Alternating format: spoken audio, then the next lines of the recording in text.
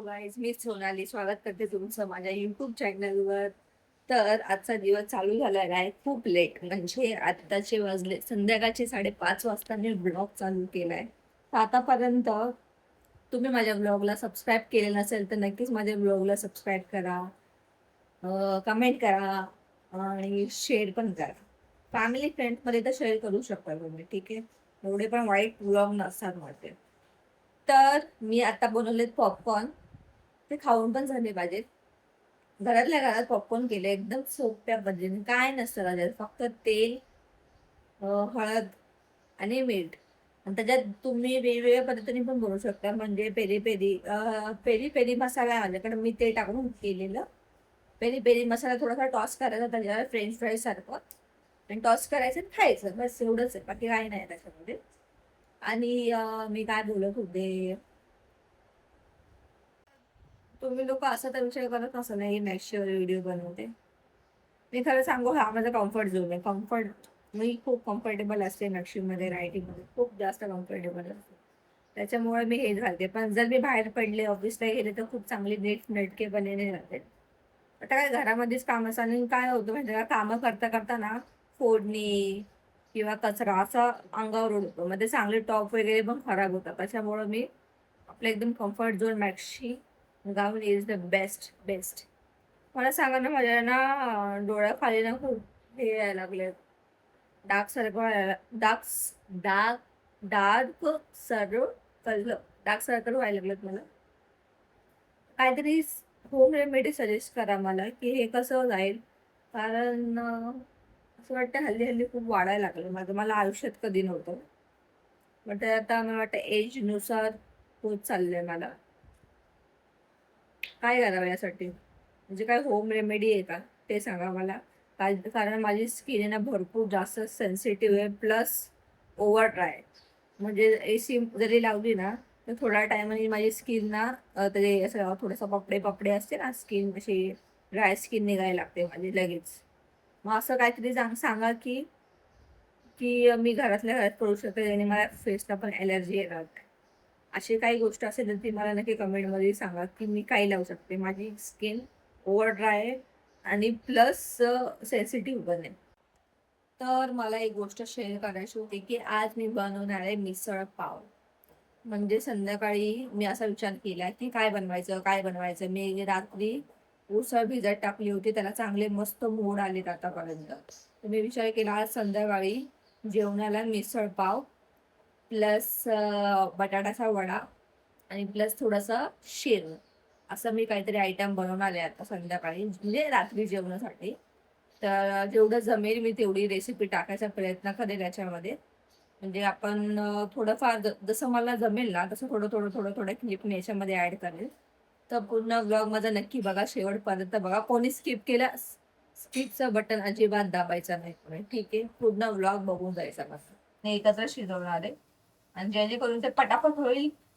जास्तीत जास्त किती 15-20 मिनिटामध्ये होऊन जाईल, जास्त वेळ नाही लागणार. नाही, मला 15-20 मिनिटं कमी बोलते, मला माहित नाही, खूप टायमाने करते मी. बट जसं जमल तसं मी दाखवायचा प्रयत्न करते याच्यामध्ये. तिखट झणझणीत उसळ पाव वगैरे तर काय बनवायचे ना सगळ्याला. तर संकल्प संकल्प ऑफिस वरून येताना पाव घेऊन येईल आणि वडा पण त्याच्यामध्ये टाकायला. म्हणजे दोघांचं कॉम्बिनेशन एकदम मस्त लागेल. अशी तोतली का बोलते, मला वाटतं मी जेव्हा कॅमेरा चालू करते मी थोडीशी नर्वस होते, त्याच्यामुळे तोतली बोलल्यासारखी बोलते. मला असं वाटतं मी स्पष्ट नाही बोलत आहे व्हिडिओमध्ये.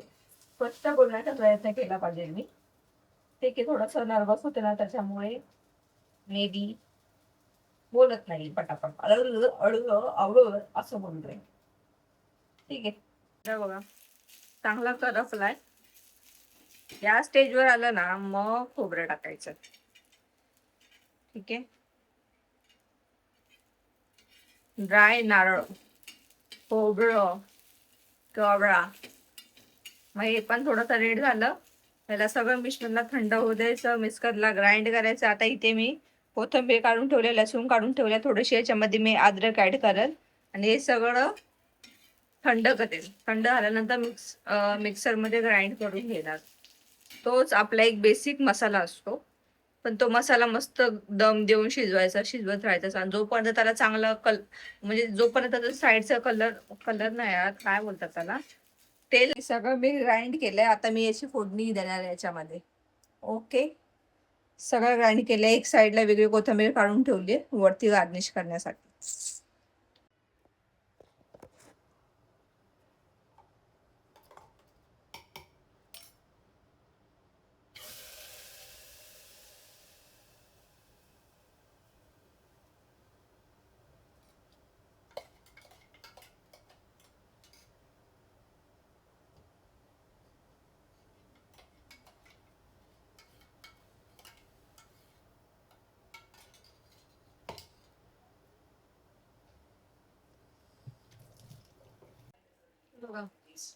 आता याला साईडनी तेल सुटलंय. या स्टेजवर आल्यानंतर अरे वाफ लागते.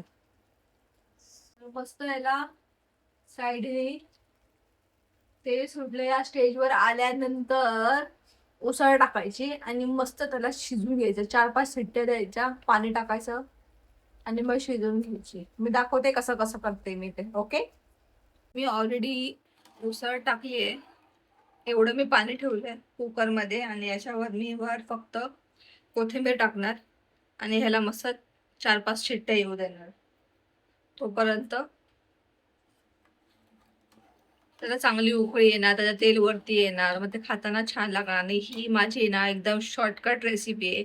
म्हणजे मी उसळ आधी वेगळी शिजवून नाही घेत, मी सगळं एकत्र शिजवते आणि हे शॉर्टकट इझी पडतं मला.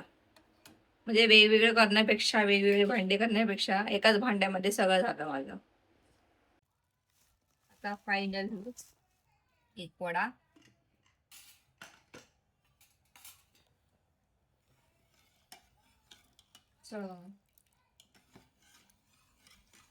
छान खमंग सुटलाय.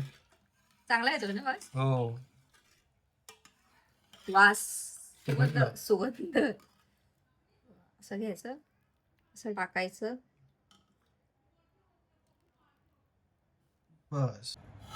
थोडीशी उसळ याच्यावर टाकायची,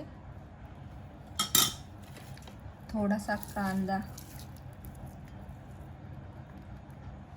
थोडंसं फरसाण आणि शेवटला लिंबू. वा, असं वाटतं. तोंडाला पाणी सुटलंय. पाणी सुटलं तोंडाला. ठीक आहे, अशी झाली आपली मिसळ तयार. आता संकल्प चेक करून सांगेल, टेस्ट करून सांगेल कसं झालंय.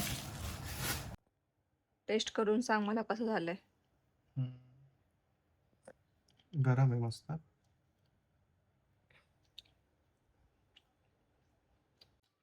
एकदम भात हलका. खरं केस मागा की. खूप टायमाने बनवलंय ना मी. छान झालं एकदम. 7-8 महिन्यांनी बनवलंय, पण ठीक आहे. येस. शॉर्टकट मध्ये बनवले मी. वेगळी ना मटकी शिजवून नव्हती घेतली, त्यातच टाकली. चांगलं लागतंय ना तरी पण, एवढं असं काय वाटत नाही ना. ओके, ठीक आहे, चालेल.